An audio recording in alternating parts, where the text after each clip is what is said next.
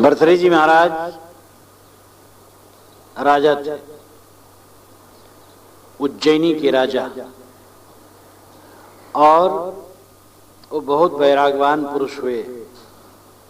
जहां तक उनके विषय में प्रचलित है वो यह है, भर्तृहरि राजा विद्वान थे संस्कृत के, और ये तो प्रसिद्ध है, श्रृंगार शतक, नीति शतक, वैराग शतक, 3 शतक उनकी पुस्तकें हैं। श्रृंगार शतक और नीति शतक उन्होंने राजकाज में बनाया था। जब विरक्त हुए तो वैराग शतक उन्होंने बनाया। उनकी पत्नी पिंगला, जिसमें वे अति आसक्त थे, पिंगला के मोह में और रनिवास में ही पड़े रहते थे। मंत्री लोग काम धाम करते थे, अत्यंत योग्य होते हुए भी वे स्त्री में इतने आसक्त हो गए थे कि उनको होश हवास नहीं था। लेकिन उनकी पत्नी घोड़ा दरोगा में आसक्त थी। राजाओं के घोड़े, हाथी ये सब होते थे, तो घोड़ों का प्रबंध महाप्रबंधक जो था उसमें पिंगला आसक्त थी। और यह बात राजा को कैसे पता चले? राजा को कौन कहे राजा तन ढाक के चलो? तो उनके छोटे भाई विक्रमादित्य थे, उनको बड़ा कष्ट हुआ, उनको सहन नहीं हुआ। तो उन्होंने भर्तृहरि से कहा कि भाभी जी में आप अत्यंत मोहित हैं, लेकिन वह आपके हाथ में नहीं। उनको बड़ा ठोकर लगा। अस्त्रैण आदमी हर बात अपनी पत्नी से कहता, जो नहीं कहना चाहिए वो भी। भर्तृहरि ने जाकर के अपनी पत्नी से कहा, बहुत क्षुब्ध हो गई। उसने कहा, विक्रमादित्य स्वयं भ्रष्ट है और अपनी भ्रष्टता को छिपाने के लिए वो हमें कहता है, और कुछ दिन में उसकी भ्रष्टता अपने आप खुल जाएगी। फिर उसने षड्यंत्र किया और नगर के सेठ को बुला करके उससे कहा कि तुम विक्रमादित्य पर ऑब्जेक्शन करो कि हमारी बहू को चाहता है। सेठ ने कहा, विक्रमादित्य तो देव स्वरूप है, ये कैसे कहो? कहे, नहीं कहोगे तो तुम्हारा कुशल नहीं होगा, तुम्हारे परिवार सहित तुम्हारा मैं विनाश करवा दूंगा। अत्यंत खूंखार वो हो गई। आदमी जितना विषयासक्त होता है उतना क्रूर होता है। काम जब सफल होता है तो लोभ बढ़ता है, और काम विफल होता है तब क्रोध बढ़ता है। काम ही केंद्र है। अब मजबूर होकर के उसने राज दरबार में एप्लीकेशन दिया कि विक्रमादित्य मेरी बहू को चाहते हैं और बलात् चाहते हैं, मैं बहुत दुखी हूं, इसका प्रबंध हो, नहीं तो मैं राज छोड़ दूंगा। मैं बहुत दुखी हूं, इसका प्रबंध हो, नहीं तो मैं राज छोड़ दूंगा। भर्तृहरि को बड़ा कष्ट हुआ। पिंगला ने कहा कि इसने हमारे लिए कहा था, इसीलिए कहा था कि हम निरस्त हो जाएं तो इसकी धांधली चलते रहे। बहुत उसने सिखाया पढ़ाया। भर्तृहरि ने विक्रमादित्य से कहा, तुम देश से निकल जाओ, बस इतना ही दंड है।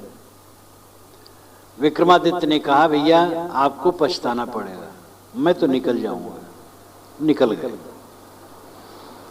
कुछ दिनों के बाद एक ब्राह्मण ने एक फल लाया, बड़ा अच्छा फल था, राजा को दिया। राजा ने उसको इनाम दिया। हर आदमी प्रिय वस्तु अपने प्रीतम को देना चाहता है। भर्तृहरि की प्रीतमा पिंगला थी। उसने ला करके उसको फल दिया कि तुम इसको खाओ, बड़ा अद्भुत फल है। उसने कहा, मैं इसे स्नान करके खाऊंगी। भर्तृहरि राज दरबार में चले गए। पिंगला तुरंत घोड़ा दरोगा को बुलाई, ये बहुत बढ़िया फल है, तुम खाओ। वो ले गया, वो भी कहा मैं स्नान करके खाऊंगा। तो लेकिन पिंगला में जितना वो आसक्त था उससे अधिक नगर वेश्या में आसक्त था। तो घोड़ा दरोगा नगर वेश्या के पास जाके पहुंचा और कहा, देखो ये कितना उत्तम फल है, ये मैं तुम्हें देता हूं। वेश्या ने कहा मैं इसको स्नान करके खाऊंगी। जब घोड़ा दरोगा चला गया तो वेश्या उस फल को लेकर के भरतहर के पास पहुंची और कह देखिए कितना अद्भुत फल है, आपके स्वागत में समर्पित है। भरतहर ने कहा इसे तू कहां पाई? अब वो परेशान हो गई, बताना पड़ा। घोड़ा दरोगा बुलाया गया, तुम ये फल कहां पाए? उसको कहना पड़ा। फिर वो फल लेकर के रनिवास में गया, फल छिपा रखा। पिंगला से कहा तूने फल खाया?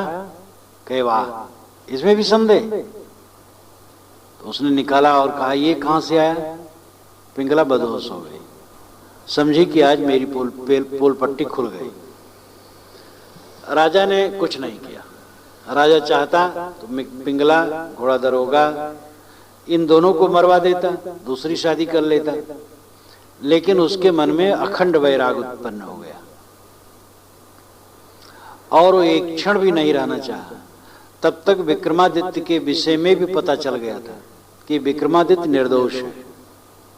विक्रमादित्य के लिए वो रोया और मंत्रियों से कहा कि विक्रमादित्य को खोज करके उसको गद्दी पर बैठाओ, मैं एक क्षण भी यहां नहीं रह सकता हूं। राजशाही कपड़े उसने उतार दिए और कमंडल लिया, एक कपड़ा लपेटा और सन्नस्त हो गया। उसी समय उन्होंने यह श्लोक कहा, याम चिंतयाम सततम महिषा विरक्ता सापन्यमिक्षित जने सजनो निसक्ता स्मृत कृते परितुष्यति काचिदन्या धिक्ताम चा तम चा मदनम चा इमाम चा माम चा। जिसका मैं निरंतर चिंतन करता हूं वह पिंगला घोड़ा दरोगा का चिंतन करते और घोड़ा दरोगा वेश्या का और वेश्या मेरा, इसलिए उसको धिक्कार, उसको धिक्कार, उसको धिक्कार, मेरे को धिक्कार। और धिक्कार है काम को जो ये सारा कांड करवा रहा है।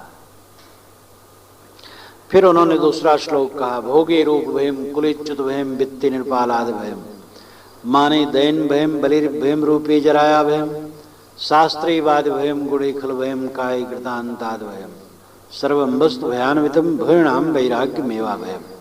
भोग में रोग का भय, आदमी जितना भोगी होगा उतना रोगी होगा। भोगे रोग भयम कुलेच्युत भयम, कुल परिवार के बढ़ जाने पर पतन का भय रहता है, का डर लगा रहता है। माने दैन भयम, मानी आधीनता का डर लगा रहता है कि मुझे लोग छोटा। बली आदमी को दुश्मनों का भय लगा रहता है। रूपे जराया भयम, सौंदर्य में बुढ़ापा का डर लगा रहता है, क्योंकि कितना ही सौंदर्य हो बुढ़ापा आने पर समाप्त हो जाता है। रूपी जराया भयम, शास्त्रीय वाद भयम, शास्त्रार्थ में हार जाने का डर लगा रहता, वाद विवाद का। शास्त्रीय वाद भयम गुणेखल भयम, गुणों में दुष्टों को भय लगा रहता है। सद्गुणी को लोग निंदित करते रहते हैं, दुष्ट लोग। गुणेखल भयम काय कृतांताद भयम, काया में कृतांत का भय, मौत का भय लगा रहता है।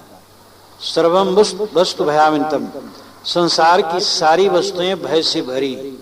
भय नाम वैराग्य मेवा भयम, एक वैराग्य ही निर्भय पद है। भरतहर जी महान वैरागवान संत हुए। श्री पूर्ण साहब ने भी उनको याद किया वैराग शतक में कि वे महान वैरागवान पुरुष हुए। उनका वैराग शतक संस्कृत में श्लोकों में,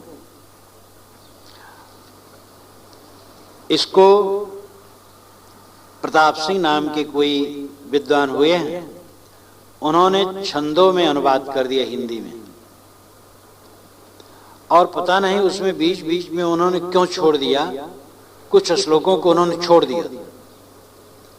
तो जब ये कापी मुझे मिली, ये चीज मुझे मिली एक छपी पुस्तक में, तो जहां जहां उन्होंने अनुवाद नहीं किया था उन श्लोकों का मैंने अनुवाद कर दिया।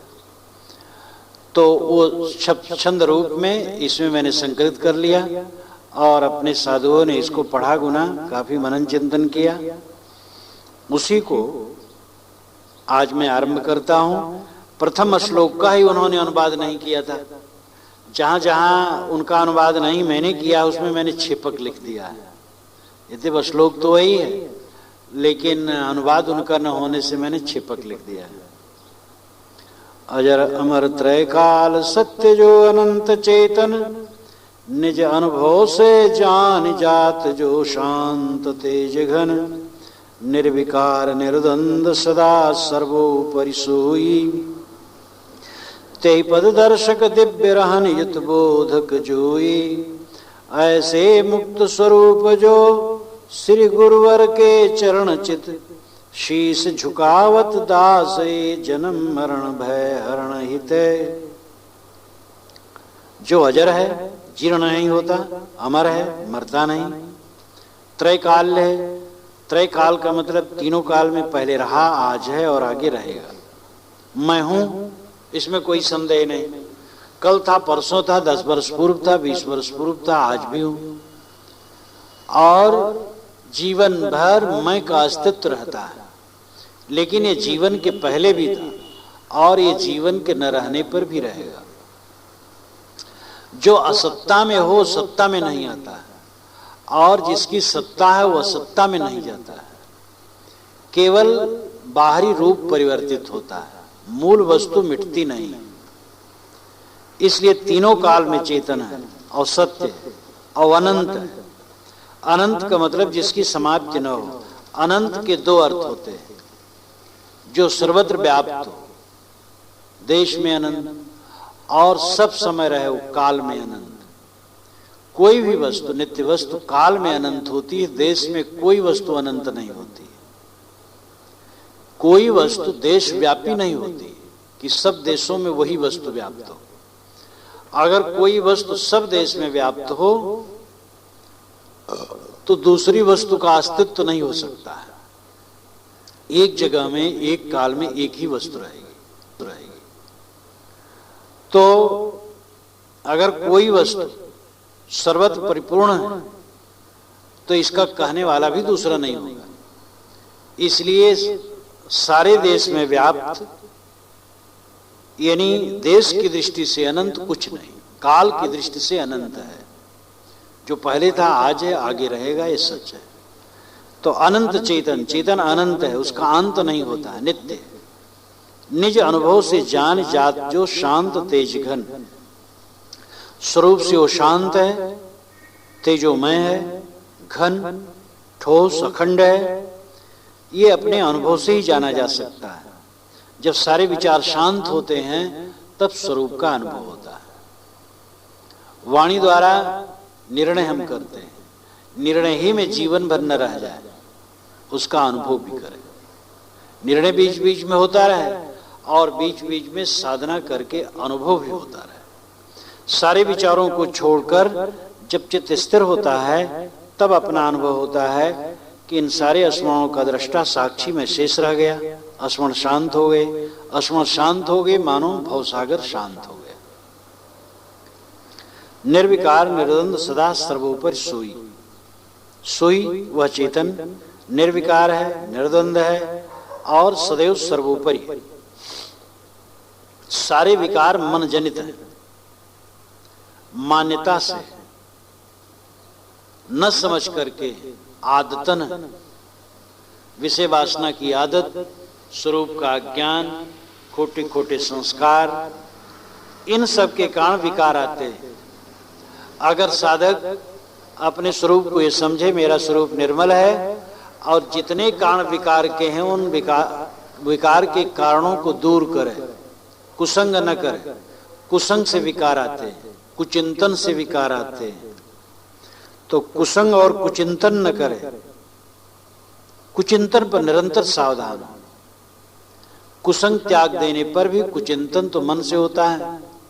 कुसंग को सर्प और बिच्छू से भी भयंकर समझे और कुचिंतन जहर है, कभी भी कुचिंतन न करे तो अपने निर्विकार स्वरूप की स्थिति होती है। निर्द्वंद, जिसमें सुख दुख हानि लाभ संयोग वियोग द्वंद्व न हो। द्वंद्व कहते हैं दो को, झगड़े प्रपंच को। वो अकेला है, केवल है, उसमें द्वंद्व नहीं।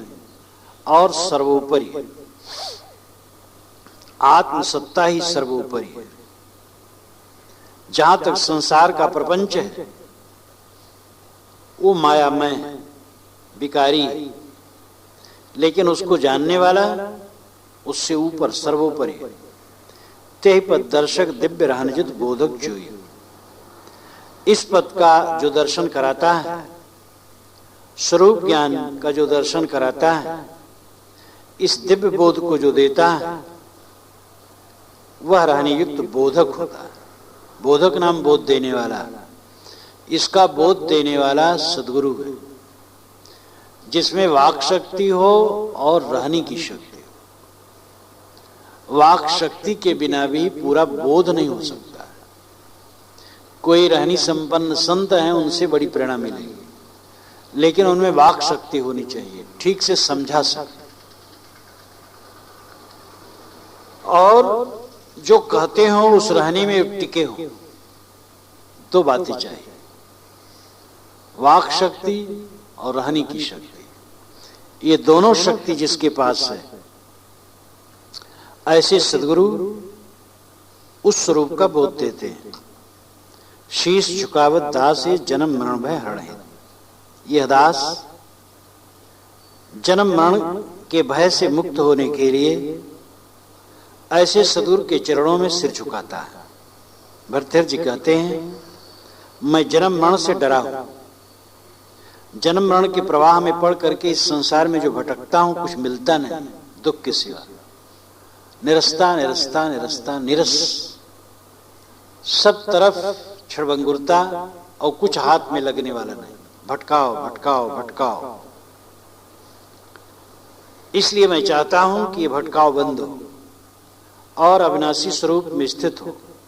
सद्गुरु के चरणों में इसलिए झुकता हूं, वह हमें बोध दे और हमारा निस्तार करें।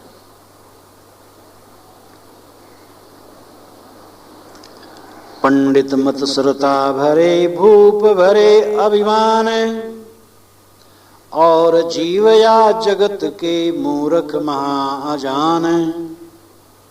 मूर्ख महा अजान देख के संकट सहिए, छंद प्रबंध कवित्त काव्य रस का सो कहिए। वृद्ध भई मन माय मधुर वाणी गुण मंडित, अपने मन को मारि मौन धरि बैठत पंडित। भरतेर जी महाराज कहते हैं कि पंडित लोग तो मत्सरता में भरे, ईर्ष्या में भरे, दूसरे के पांडित्य को सहना नहीं चाहते। पंडित मत्सरता भरे, भूप भरे अभिमान। राजा लोग अपने अभिमान में चूर हैं, वे कुछ सुनना ही नहीं चाहते। और जीव या जगत के मूर्ख महाअजान, बाकी जीव जगत के जो हैं मूर्ख हैं, अजान हैं, उनके कुछ पल्ले पड़ने वाला नहीं है। मूर्ख महाअजान देख के संकट सही है। उनको देख करके संकट होता, वो कुछ समझ ही नहीं पाते, उनके पास क्या कहो। छंद प्रबंध कवित्त काव्य रस कासो कहिए। छंद और प्रबंध और कवित्त और काव्य का रस किससे कहा जाए? छंद जो कविता के रूप में बनाया जाता है। छंद का अर्थ होता है ढका हुआ। छंद में खुलासा नहीं कहा जा सकता है, क्योंकि उसकी मर्यादा होती है। मात्रा, वर्ण, इतनी मात्रा, इतना वर्ण होना चाहिए छंद में। खुलासा कहने के लिए वो बढ़ जाएगा, घट जाएगा। इसलिए उसमें थोड़े शब्द होते हैं, इसलिए उसका भाव ढका होता है, इसलिए छंद कहा गया। प्रबंध किसी प्रकार का बंधन। प्रबंध का मतलब है बांधना, प्रविशेषण है बंध। बंध तो किसी कहानी में, रूपक में, कथा में किसी भाव को बांधना प्रबंध है। कवित्त, कविता, काव्य रस, काव्य की जो रस हैं, अलंकार है, ये सब किससे कहा जाए? वृद्ध भई मनमाय मधुर वाणी गुण मंडित। गुणों से मंडित, गुणों से संपन्न, मधुर वाणी, मन ही में बूढ़ी हो गई। अपने मन को मारी मौन धर बैठत पंडित। पंडित अपने मन को मार करके मौन होकर बैठ जाता है। किससे कहा जाए? सुनने वाला कोई नहीं। आज अभाव है, पहले भी अभाव था। बहुत दिन के पहले भरतहरि जी ये श्लोक उन्होंने कहा, कोई सुनने वाला नहीं मिलता। वेदव्यास ने वही कहा था, कोई सुनने वाला नहीं मिलता, तो हाथ उठा करके उन्होंने भीड़ में कहा था, ऊर्ध्वावर विरोम में ददनामे कश्युत शृणोति है धर्मादर्थस्य कामस्या कस्मात् धर्मो न सेव्यते। मैं अपने हाथों को ऊपर उठा करके कहता हूं, लेकिन कोई सुनने वाला नहीं। धर्म से ही अर्थ और भोग दोनों मिलते हैं। धन और भोग धर्म से ही मिलते हैं। ऐसे धर्म का सेवन क्यों नहीं करते? इसका अगला श्लोक भी अनुवाद रहित है। इन्हीं इसके अगले श्लोक का अनुवाद भी अनुवादक ने नहीं किया था, तो उसका अनुवाद मैंने किया। पुण्यो फल भय देत विषय सुख करिए एकत्र, बहुत काल सुख भुगै साध शुभ कर्म विचित्र। सुख चाहत बहु विषय भोग जो नाना धारण, अंत काल सब भोग होत ये दुख के कारण। मेरे बुद्धि विचार से संसारी सब कर्म में, सुख दीखत कछू नहीं वर दोनों दुख भरम में। पुण्य फल, पुण्य का फल भी भय देता है। बहुत पुण्य किया तो पुण्य करने का मतलब यह हुआ कि धन धान से हम संपन्न हो गए, विषय सुख के पदार्थ इकट्ठे किए गए, तो भय ही तो उत्पन्न करेंगे। संसार के पदार्थों में भय के सिवा क्या है? बहुत काल सुख भुगै साध शुभ कर्म विचित्र। शुभ कर्म करके बहुत काल तक सुख भोग भोगे, लेकिन उनका छूट जाना पक्का है। स्वर्ग की कल्पना जो की गई, मर जाने के बाद स्वर्ग मिलता है पुण्य कर्म करने वाले को, लेकिन स्वर्ग में भी क्या है? वही सांसारिक भोग है और छिड़े पुड़िए मृतलोके विसन। जब पुण्य क्षीण हुआ तो मृतलोक में फिर आ गए, तो निर्भयता तो वहां भी नहीं है। सुख चाहत बहु विषय भोग जो नाना धारण, जो विषय भोग के नाना पदार्थ और नाना सुख की चीजें बटोर करके इंद्रियों को उसमें निरंतर लगाए रखने की चेष्टा जो करता है, उसको समझना चाहिए अंत काल सब भोग होत है दुख के कारण। अंत काल में सारे भोग दुख के कारण बनते हैं।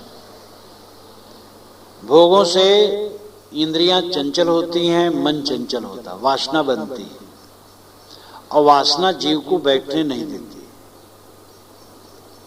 फिर वो इंद्रियां कमजोर होती हैं, इंद्रियों से भोग भी संभव नहीं रह जाता है और मन ठहरता नहीं, तो उसमें उद्वेग के सिवा और कुछ नहीं होता। एक महात्मा सुंदर नवयुवक जा रहे थे, एक राजा पीछे रथ पर बैठा हुआ आ गया। राजा बुढ़ा गया था, उतर पड़ा, वो महात्मा के पीछे चलने लगा। महात्मा, मेरे घर में सुंदर, मेरे रनिवास में सुंदर सुंदर युवतियां हैं, लेकिन मैं असमर्थ हो गया हूं, मुझे संतान भी नहीं। महाराज, आप मेरे रंगमहल में रहें, बाग में रहें, वहां सब प्रकार के भोग उपस्थित हैं, निर्यत्न कृपा करें, आप वहां दर्शन दें। महात्मा वो सांस लेके खड़े हो गए, कहे तेरा सत्यानाशी वचन तू अपना लौटा ले, ये तू क्या कहता? बहुत कस के महात्मा ने डांटा। महात्मा ने कहा है, बता, बिना यत्न के तू भोग देगा, ठीक है, मुझे मेहनत नहीं करना पड़ेगा, लेकिन भोगों के लिए मन तो मुझे चलाना पड़ेगा। जब मेरा मन पतित हो जाएगा तब मैं भोग में लगूंगा, तब मेरे में क्या रह जाएगा? और मेरी इंद्रियां आसक्त होकर के चंचल होंगी, मन चंचल होगा, क्या करेगा, कभी तृप्ति और संतोष न होगा।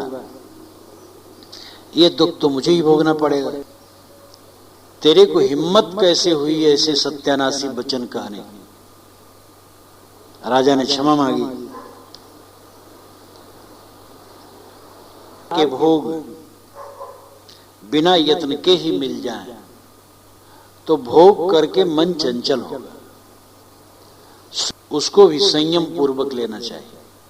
स्वाद की आसक्ति न हो और किसी वस्तु की आसक्ति न हो, अनासक्त होकर के शरीर रक्षण मात्र प्रारब्ध गुजर करे। इसलिए इन भोगों में सुख तो क्षण मात्र भी नहीं, कुछ भी नहीं, बल्कि दुख है और भ्रांति।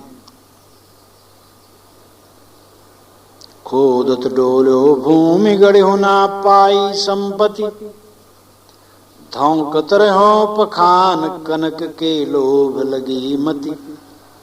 गए सिंधु के पास तहां मुक्ता हो न पायो, कौड़ी कर नहीं लगे नृपन को शीश नवायो। साधे प्रयोग शमशान में भूत प्रेत बैताल सजी, कतहूं वांछित ना भयो अब तो तृष्णा मोहित जी। भर्तृहरि जी कहते हैं, भर्तृहरि जी राजा थे, उनको धन के लिए भटकना नहीं था। संसार की दीन दशा को चित्रित करते हैं वे अपने ऊपर उतार कर प्रथम पुरुष की क्रिया के रूप में वे कहते हैं मैंने किया, लेकिन हकीकत ये नहीं। वे तो राजा थे, वे धन के लिए ये सब प्रपंच क्यों करेंगे? प्रथम पुरुष की क्रिया के रूप में वे ऐसे लोगों के लिए कहते हैं जो धन के तृष्णालु हैं, संसार में भटकते हैं, अवंत में निराश होते हैं। कहने वाला कहता है कि मैं जगह जगह जमीन को खोदता रहा कि धन मिल जाए। मैं मेरे दादे पुरखे का गाड़ा हूं तो घर में कई कोठरियां खोद डाली, बाहर भी जहां पता चला खोद डाला। मेरे जीवन में भी ऐसा प्रसंग पड़ा, कई लोग कहे कि महाराज अमुक जगह धन गड़ा है और खोदा जाए तो वहां मिलेगा, अमुक के खेत में भी मोहरे हैं। मैंने कहा ये पागलपन तुम्हारे दिमाग पर कब सवार हुआ? डांटा उनको। तो कुछ सनकी होते हैं, वो जगह जगह खोदते हैं धन मिल जाए, भिट्टों पर ज्यादा खोदते हैं। खोदत टोले भूमि गढ़ो ना पाई संपत्ति, धौंकत रहो पखान कनक के लोभ लगी मति। पत्थर को ही फूंकता रहा कि कहीं उसमें सोना मिल जाए। गए सिंधु के पास तहां मुक्ता हो न पायो, समुद्र के पास गया, उसमें भी डुबकी लगाई कि मोती मिल जाए, लेकिन वहां मोती भी न मिला। कौड़ी कर नहीं लगी नृपन को शीश नवायो, राजाओं के पास गया, उनका ही करता रहा, लेकिन राजा साहब ने भी एक कौड़ी नहीं दी। साधे प्रयोग शमशान में भूत प्रेत बैताल सज, शमशान में गया, वहां प्रयोग किया रिद्धि सिद्धि का। भूत प्रेत बैताल जहां माना जाता है, उनको सिद्ध करने की कि सिद्ध हो जाए, अगर भूत सिद्ध हो जाए तो धन हमें दे सकता है। एक जैनी महात्मा हमसे कहते थे कि भूत प्रेत होते हैं, तो अपने भक्तों से कहा, कहो भाई, वो देखो उसके यहां प्रेत चांदी के सिक्के और असरफी ऊपर से छप्पर फाड़ करके घर में गिरा देता था। मैंने कहा ये तो बहुत बढ़िया काम का भूत है, अगर ऐसा भूत मिल जाए तो क्या पूछना है, रोज सिक्का गिराता रहे। तो ऐसी ऐसी भ्रांतियां कि भूतों को सिद्ध कर लो, अनायास वे ला करके धन दे जाएंगे। बचपन में मैं सुना करता था कि अयोध्या में जो टेढ़ी बाजार है वहां इमरती बनती है, जिलेबी के आकार की होती है, वो इससे ऊंचे स्तर की होती है। तो कहते थे लोग इमरती मनुष्य के खाएं, वहां की इमरती नहीं खत्म होती, जिंद खाते हैं। वह रुमाल में रुपया बांधे रहते, बोलते नहीं, हलवाई को दे देते, हलवाई समझ लेता है जिंद है, तो तौल करके उतने की इमरती उसके रुमाल में बांध के दे देता और चला जाता। और टेढ़ी बाजार की इमरती जिंदों के खाने से खत्म होती, आदमी खा के खत्म नहीं कर सकते। ये महिमा सुनता रहा। कहावतें ऐसी ऐसी होती, बिल्कुल लगती कि सच। तो भूत प्रेत बैताल इनको कोई साध ले तो ये सर्वगत होते। कहीं भी वांछा पूरी नहीं हुई, अब तो तृष्णा मोहितज, अय तृष्णा अब तो तू मुझे छोड़ दे। भटको देश विदेश तहां फल कछु न पायो, निज कुल को अभिमान छोड़ी सेवा चित्यों। सही गारी ओ खीज हाथ झारत घर आयो, दूर करतो दौर स्वान जिम पर गृह खायो। यही भांति नचायो मोहित बहकायो दय लोभ तल, अब होना संतोष कछु तृष्णा तू पापिन प्रबल। यहां भी भरथेर जी उसी ढंग से कहते हैं और मानव संसार की तृष्णालुओं का चित्रण करते हैं। कहने वाला कहता है कि मैं देश विदेश में भटका लेकिन कुछ फल न मिला, पैसे के लिए धन के लिए देश विदेश भटकता रहा। निज कुल को अभिमान छोड़ सेवा चितलाऊं, अपने कुल का अभिमान छोड़ दिया और नीचों की जाकर के मैंने सेवा की। कितने धनवान हैं, धन से ऊंचे लगते हैं लेकिन स्वभाव से बड़े नीचे होते हैं, महाकुकर्मी, महालंपट, महादुराचारी। और उनकी सेवा की। सही गारी वो खींच हाथ झारत घर आयो, उन्होंने मुझे गाली दी और खींच खींच करके कटुका, उसको मैं सहा, लेकिन इसके बाद भी घर लौटा तो हाथ झारते, कुछ मिला नहीं। दूर करत हूं दौर स्वान जिम पर गृह खायो। ऐसे धनवान लोग मुझे दूर दूर करते रहे, भाग जा भाग जा, लेकिन फिर भी जैसे कुत्ता फिर दौड़ दौड़ करके घरों में जाता है टुकड़े के लिए, उसी प्रकार में दौड़ दौड़ के उनके पास जाता रहा। ये भांति नचायो मोहित बहकायो दय लोभ तल। इस प्रकार आय तृष्णा तो मेरे को बहकाई भटकाई, लोभ दे दे करके मुझे नचाया। अब होना संतोष कछु तृष्णा तू पापिन प्रबल। अय तृष्णा तू महापापिनी है, आज भी तेरे को संतोष नहीं हो रहा है। ऐसे लोगों को देख करके भरथेर जी के मन में वेदना हो और उस वेदना को उन्होंने अपने ऊपर आरोपित करके और लोगों की स्थिति को अपने ऊपर आरोपित करके उन्होंने प्रथम पुरुष की क्रिया के रूप में ये सब कहा कि मैंने किया। सहे खलन के बैन इतै पर तिन्हि रिझाए, नैनन को जल रोक शून्य मन मुख मुस्काए। देत नहीं कछुचित तऊ कर जोर दिखाए, कर कर चाव करोर भोर ही दौरत आए। सुन आश प्यास तेरी प्रबल, तू अति अद्भुत गति रहते। यही भांति नचायो मोहि अब, नचायो मोहि अब, और काह करिबो चाहते। मैं दुष्टों के वचनों को सहा लेकिन उनको रिझाने के चक्कर में लगा रहा। सहे खलन के बैन इतय पर तिन्हि रिझाए। उन दुष्टों ने बात बात में मुझे कटुका गाली दी धनवान लोग ये नहीं समझते हैं कि हमारा नौकर भी आदमी है। सब अपने पेट के नौकर हैं। जिसे धनवान कहते वो नौकर नहीं है। आदमी को समझना चाहिए मैं केवल आदमी हूं और दूसरे भी आदमी हैं। लेकिन धन का नशा जिस आन चढ़ा, सर पे शैतान के एक और भी शैतान चढ़ा। धन का नशा जिसके ऊपर चढ़ता है तो मानो शैतान के ऊपर एक और शैतान चढ़ गया। और धन ही क्या, विद्या का नशा, पूजापा का नशा, साधु महंत होने का नशा, विद्वान होने का नशा, ऊंचे पदाधिकारी होने का नशा। नशा तो ऐसा ऐसा है, वो नशा ही क्या चुप भुला न दे।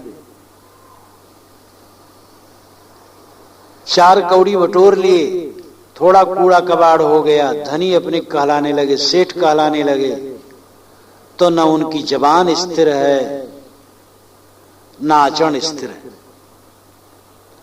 तो इन धनिक दुष्टों के वचन हमने सहे, लेकिन रात दिन इन्हें रिझाने के चक्कर में पड़े रहे।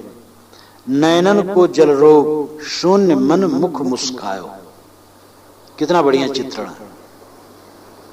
उनकी झाड़ के फटकार के चोट से मेरे आंखों में आंसू आ गए, लेकिन उसको रोक लिया। आंखों के अंदर ही रोक लिया, बाहर आने नहीं दिया। और शून्य मुख से मुस्कुरा दिया। मुस्कुराने कहां मन हो सकता है जहां गाली मार मिलती है, लेकिन ऊपर से मुस्कुरा दिया। देत नहीं कुछ चित्त तऊ कर जोर दिखाओ। कुछ भी वो दे नहीं रहे, लेकिन तो भी बारंबार उनके सामने हाथ जोड़ता हूं। कर कर चाव करोड़ भोर ही दौड़त आयो। करोड़ों इच्छा रख रख करके सुबह सुबह दौड़ दौड़ करके इन सेठों की ताबेदारी की। सुन आश प्यास तेरी प्रबल, तू अति अद्भुत गति। आय आशा सुन, तेरी प्यास बहुत भयंकर है, तेरी गति बड़ी अद्भुत है। इस प्रकार तूने आज तक मुझे नचाया, अब क्या करना चाहती, अब कहां तक नचाएगी।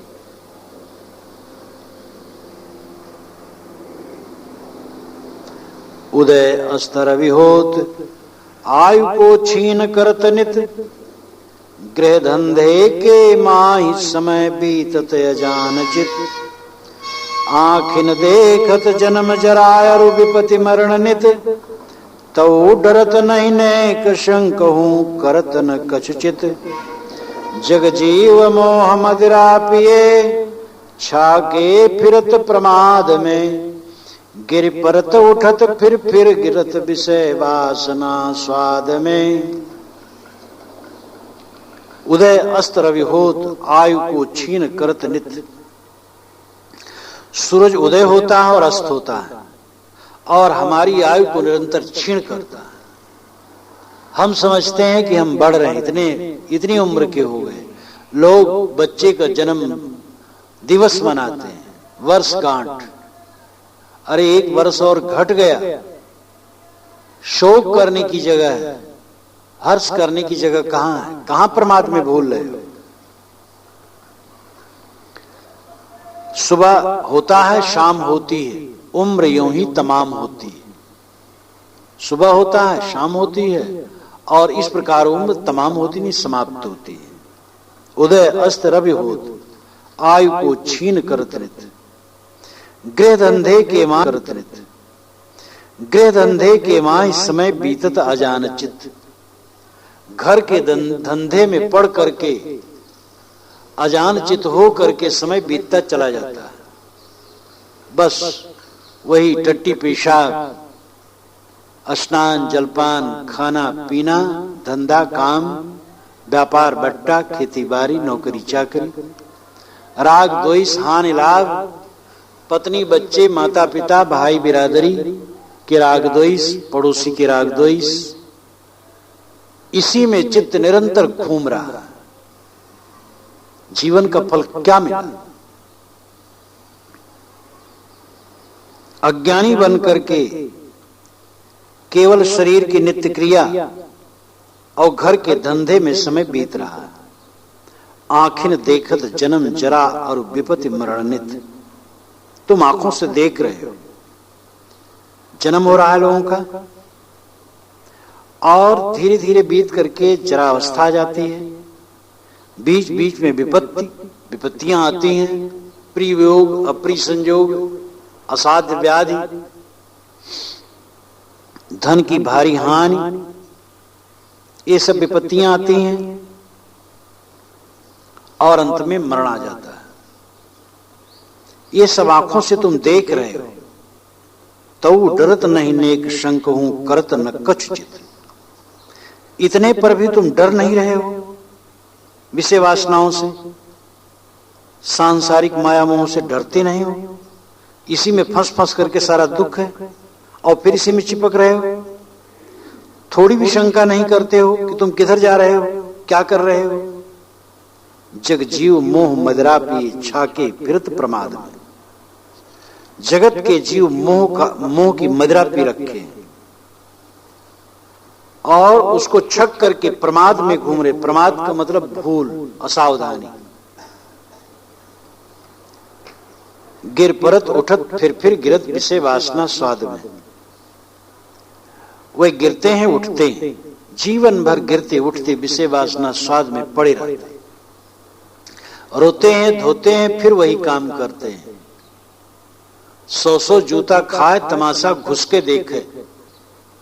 100 जूता खाते लेकिन घुस करके तमाशा देखते हैं। जिससे सारी दुर्गति है, उन्हीं भोगों में, उन्हीं राग द्वेषों में ये जीव पड़ा रहता है।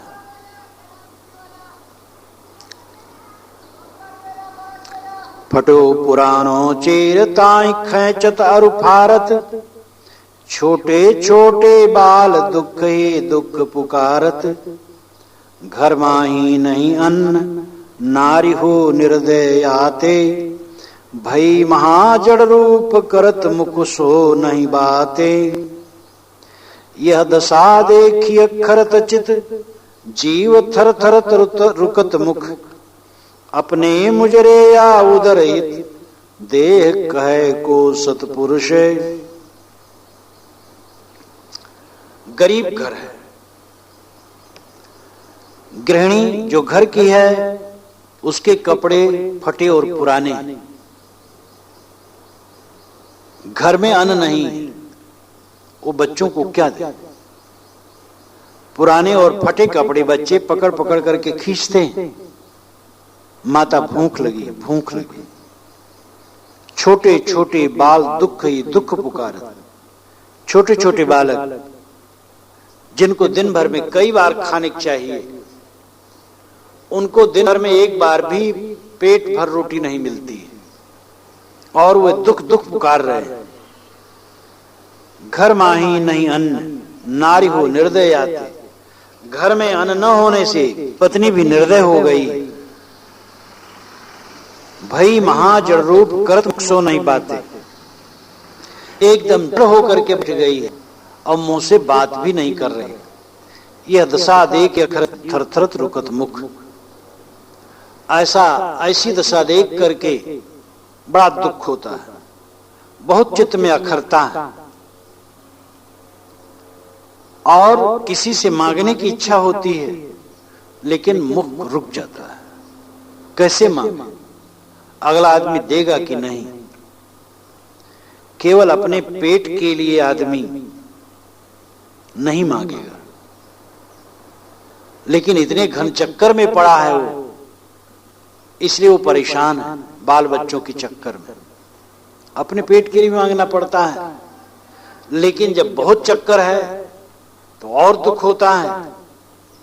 कैसी दयनीय दशा है। गरीबों का चित्रण भरतहर जी ने यहां कैसा सजीव किया है। गई भोग की चाह गयो गौरव गुमान सब। मित्र गए सुरलोक अकेले रहे आप अब। उठत सुलकड़ी टेक तिमिर आँखिन में छायो। शब्द सुनत नहीं कान बचन बोलत बहकायो। यह दशा वृद्ध तन की तो चकित हो तुम्हारी वो सुनत, लख विचित्र गति जगत की, दुखों को सुख सोलुनत। शरीर बिल्कुल बूढ़ा हो गया, अब भोग की चाहना दूर हो गई, इंद्रियां एकदम शिथिल हो गई, समाज में वो गौरव भी नहीं रहा। जवानी में आदमी काम धाम करता है, गर्माहट रहती है, लोगों से संपर्क रहता है, लोग भी पूछते हैं, बुढ़ापा में कोई नहीं पूछता। गुमान भी वो चला गया। मित्र गए सुरलोक, जो हमारे मित्र थे, जो हमारे सुख दुख को जानते थे, लंगोटिया यार, वे भी सुरलोक चले गए, मर गए। अकेले है आप अब, पुराने परिचितों में अब कोई रहा नहीं, केवल मैं अकेला रह गया हूं। मेरी बातों को कोई सुनने वाला नहीं। उठत सुलकड़ी टेक तिमिर आखिर में छायो, डंडे को ले करके टेक करके उठ पाता हूं, सीधे नहीं उठ सकता। और उठने पर आंखों में अधियारी छा जाती है। शब्द सुनत नहीं कान, बचन बोलत बहकार। अब हमारे कान शब्द नहीं सुनते। नाती पोतों से जब पूछता हूं तो बहका देते हैं, बाबा ये बात नहीं, बाबा आप नहीं जान पाओगे, तो वह बहका देते हैं। यह दशा वृद्ध तन की, तो चकित हो तो मरी वो सुनत। शरीर की यह दशा हो गई, इतना बुढ़ापा, इतनी जर्जरता, तो भी मरने का नाम सुन करके आदमी चकित हो जाता, भयभीत हो जाता है। यह जगत की विचित्र गति। यह मूढ़ जीव दुख को सुख मानता है, और बूढ़ा होकर के और जर्जर होकर के क्या करेगा। इतनी अवदशा में तू मरना नहीं चाहता है। आदमी को सोचना चाहिए, आज तक जी करके मैंने क्या पाया। अभाव, असंतोष, पीड़ा, उलझन, उद्वेग, और जिएगा और यही सब पाएगा। अगर वो ज्ञान में स्थित है, जीवन मुक्त है, कृतार्थ है, आनंदित है, तो जीना मरना बराबर है। अगर वो दुनियादारी है तो सोचे आज तक क्या पाया है। बड़ा धनी से धनी आदमी अंदर में असंतोष के अलावा कुछ नहीं पाता है। बड़े बड़े धनियों के चेहरे पर हंसी आना मुश्किल है। एक बार ऐसी सभा में जाने का संजोग पड़ा था, छोटी सभा थी, और भारत के बड़े बड़े धनी लोग उसमें थे, लेकिन किसी के चेहरे पर रौनक नहीं थी। तो आदमी जब तक जीता है, अभाव, असंतोष, पीड़ा, टीस, यही उसके चित्त में रहते हैं। अगर वो ज्ञानवान है, भक्तिवान है, वैराग्यवान है, साधना संपन्न है, तो निश्चित है दुखों से मुक्त होता है। तो उसको जीना मरना बराबर लगता है, क्योंकि जो करना था कर लिया, और जीने की इच्छा भी वहां समाप्त हो जाती है। न मरने की इच्छा, न जीने की इच्छा। पूर्ण तृप्त कृतार्थता का अर्थ ही होता है जब कुछ करना बाकी, कुछ पाना बाकी न लगे। जीना और मरना दोनों भी, जब दोनों की इच्छा जब न हो, तब कृतार्थता है। बिन उद्यम बिन पाप पवन सरपन को दीनो, तैसे ही सब ठौर घास पशुअन को कीनो। जिनकी निर्मल बुद्धि तरन भव सागर समरथ, तिनकी दूबर वृत्ति हरण गुण ज्ञान ग्रंथगत। विधि अविधि करी तै अति अधिक, याते नर पर घर फिरत। निस्दिवस पचत तन मन नचत, लचत रचत उर्झत गिरते। भरथर जी विधाता को धिक्कारते हैं और कहते तुम्हारी भूलों को मैं बता रहा। ऐ विधाता, तुमने बड़ी गलती की, बड़ी भयंकर गलती। गलतियां तो बहुत है, लेकिन खास गलती तुम्हारी मैं कहता हूं। तूने बिना उद्यम के, बिना पाप के पवन ही आहार सांपों को दिया। ये भ्रम धारणा पूरा काल से है। भरतेहर जी के मन में भी ये था, अथवा काव्य रस में पढ़ करके उन्होंने ऐसा कह दिया हो। लोगों में धारणा है कि सांप हवा पी के जीते हैं, वह बिल के ऊपर निकल आते हैं, मुंह फैला देते हैं, हवा पेट में चली जाती है, बस हो गया काम। लेकिन ये बिल्कुल भ्रम है। हवा पी के नहीं जीते, कीड़े मकोड़े खाते रहते हैं, उनका भी आहार है। लेकिन लोक धारणा अनुसार हवा पीना न उसमें पाप है न उद्यम है, किसी जीव को तकलीफ नहीं देना है और कुछ मेहनत नहीं करना, जहां बैठे रहो सुरक्षित रहो हवा। अगर मनुष्य को ऐसा होता कितना बढ़िया होता। बिन उद्यम बिन पाप पवन सरपन को दीनो, तैसे ही सब ठौर घास पशुओं को कीनो। पशुओं के लिए कितना बढ़िया आबाद, जिधर जहां चल रहे हैं, ना मनिया करना है, ना बर्तन खोज करके उसमें डाल के पकाना है। मैं बिहार में था कार्यक्रम में, शौच गया था बाहर, हरी हरी घास थी, पशु चल रहे थे।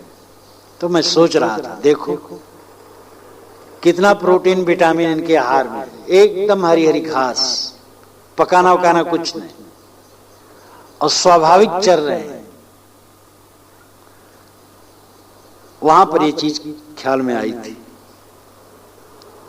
पशुओं के लिए सब जगह घास, जिनकी निर्मल बुद्धि तरन भाव सागर समृद्ध, तिनकी दूबर वृत्ति हरण गुण ज्ञान ग्रंथगत। जिस मनुष्य की बुद्धि निर्मल है और संसार सागर तरने में समर्थ है, उसकी वृत्ति बहुत दूबर, बहुत दुर्बल वृत्ति। उसका भोजन बड़ी कठिनाई से पैदा होता है और पैदा होने के बाद भी बहुत व्यायाम करना पड़ता है, तब खाने को मिलता है। केवल भोजन पकाने में, जब लोग भोजन पकाते हैं घंटों लगे रहते हैं, और पैदा करने के बाद तो और अलग है, साल साल माथा कूटते रहो। तो इसमें गुण ज्ञान ग्रंथ सब हार जाता है। कब आदमी ग्रंथ पढ़े, कब ज्ञान की चर्चा करे। विधि अविधि करी तय अति अधिक, अविधि तूने अविध कर डाली, नाम विधि और किया अविध। विधि का मतलब है कानून, कायदा, नियम, और तू विधाता है, नियम बनाने वाला, और ऐसा खराब नियम बनाया। अरे आदमी को ऐसा आहार दे देता, जहां रहता वो घास चल लेता और भजन करता, या इतना पेड़ कर देता, इतना फल कर देता, खूब फल फल होता, तोड़ तोड़ के खाता रहता। विधि अविधि करी तय अति अधिक, याते नर पर घर फिरत। इसलिए आदमी दूसरे के घरों में भटक रहा, भिक्षा मांग रहा, ताबेदारी कर रहा, निस दिवस पचत तनमन नचत लचत रचत उर्जत गिरत। रात दिन ये भटकता है, मन में पचता है, नाचता है और गिरता पड़ता है। विदसु पूजे नाही पाए प्रभु के सुखकारी, प्रभु को धरो न ध्यान सकल भव दुख को हारी। खोले स्वर्ग कपाट धर्म करो न ऐसो, कामिन कुछ के संग रंग भर रहो न तैसो। हरि हाय हाय कीन हो कहा, पाए पदार्थ नर जन्म, जननी यौवन वन दान को, अग्नि रूप भय प्रगट हमें। प्रभु के चरणों की मैंने पूजा नहीं की, जो सुख देने वाली,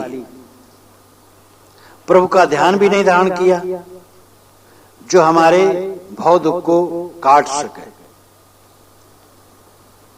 स्वर्ग का कपाट खोले, ऐसे मैंने कोई शुभ कर्म भी नहीं किए। संसार के भोग भी नहीं मिले, उनकी भी केवल आशा रही और न मिले। हे विधाता, हमने क्या किया? ये उत्तम मानव जीवन को पाकर के हमने क्या किया? माता की जवानी रूपी जंगल को फूंकने के लिए हम केवल अग्नि रूप प्रकट हुए। जननी यौवन वन दहन को अग्नि रूप भे प्रकट हम। माता की जवानी रूपी जंगल को जलाने के लिए हम केवल आग हुए। माता के गर्भ में आए, उसकी जवानी छीन हुई। गर्भवती माताओं की शक्ति घटने लगती। इसीलिए अधिकतम नारियां जो बच्चा पैदा करती हैं थोड़े दिन में कमजोर हो जाती हैं। तो अपनी मां के स्वास्थ्य को कमजोर करने के लिए मैं पैदा हुआ और कुछ नहीं किया। न योग किया न भोग किया। भोग तो स्थिर नहीं है और योग का फल स्थिर है, वो किया नहीं। नीति में लिखा है, जो निश्चित को छोड़ करके अनिश्चित को पकड़ता है तो निश्चित तो उसने स्वयं छोड़ दिया और अनिश्चित छुटाया है। योग का फल है मोक्ष, भोग का फल है दुख, भवबंधन। भोग मन भर मिलते नहीं हैं। भोग ग्रहण से होता है और ग्रहण में परतंत्रता है। योग त्याग से होता है और त्याग में स्वतंत्रता है। कोई मनुष्य हमारे अधीन रहे, पूरी परतंत्रता है। कोई वस्तु हमारे अधीन रहे, पूरी परतंत्रता है। अपने शरीर में, अपने माने गए शरीर में जवानी अपने अधीन नहीं रहती। देखते देखते जवानी खिसक जाती। इसीलिए शौकीन जवानों की मूंछ में जब बाल पकने लगते हैं तो उसको उखाड़ देते हैं। जब कई बाल पक जाते हैं तो काट काट के निकाल देते हैं। जब ज्यादा पकने लगते हैं तब खिंचाव लगाते हैं। लेकिन कोटिन जतन करो यह तन की अंत अवस्था धूरी। बालू के घरवा में बैठे चेतत ना है आयाना, कहें कबीर एक राम भजे बिन बूढ़े बहुत सयाना। साहब कहते अज्ञानी बालू के घर में बैठा जागता नहीं है। साहब सब जगह फटकारने, उनकी ऐसी शक्ति थी, ऐसा तीव्र मन था, सब जगह फटकारते। बालू के घरवा में बैठे चेतन नहीं आया ना। अज्ञानी बालू के घर में बैठा चेत नहीं रहा, अहंकार किए बैठे पक्का पोकता है, पता नहीं कब ढह जाए। तो ग्रहण करने से भोग मिलता है और ग्रहण करने में हर आदमी परतंत्र है। त्याग करने से मोक्ष मिलता है और उसमें हर आदमी स्वतंत्र है। इसलिए मोक्ष का रास्ता पकड़ो, भोग का नहीं, क्योंकि ग्रहण में परतंत्रता और त्याग में स्वतंत्रता है। रे मौत प्यारी मौत मेरे सामने आया करो। रे मौत प्यारी मौत मेरे सामने आया करी। तू सामने रहती नहीं तब सत्य तन यह भासता। सद ज्ञान मुक्ति ध्येय नश्वर दृष्टि जग प्रतिभासता। निज थीर पद को भूल कर मन भोग विषयों में चरे। रे मौत प्यारी मौत मेरे सामने आया करे। रे मौत प्यारी मौत मेरे सामने आया करे। तो सामने रहती नहीं तब मान पूजा भावता। निज चाह पूरन है तो ही संसार में सिर नामता। तो आय जाती सामने तब कामना माया जरे, रे मौत प्यारी मौत मेरे सामने आया करे। 24 घंटे सामने ही वास कर तू मौतरी, प्रति क्षण कभी भूलो नहीं दुख दृष्टि काले सोतरी। जो याद तुमको राखते ते ही काम सब पूरा करे, रे मौत प्यारी मौत मेरे सामने आया करे। हम मुक्ति इच्छुक के लिए तू तो सहायक है सदा, इस मरण तेरे मात्र से जाती रहे कलिमल मदा। अंतिम समय बतलाए कर दुख दृष्टि उर जाया करे, रे मौत प्यारी मौत मेरे सामने आया करे, रे मौत प्यारी मौत मेरे सामने आया करे। तू आय जाती सामने तब चाह चकना चूर हो, सारी कमी जो दिखती वो एक क्षण में पूर हो। ऐसी परम सुख कारणी आसक्ति सब मेरी जरे, रे मौत प्यारी मौत मेरे सामने आया करे। तो आय जाती सामने सुख भावना तब छीड़ती, स्थिर वृत्ति हो जायती तेरे बिना जो हीड़ती।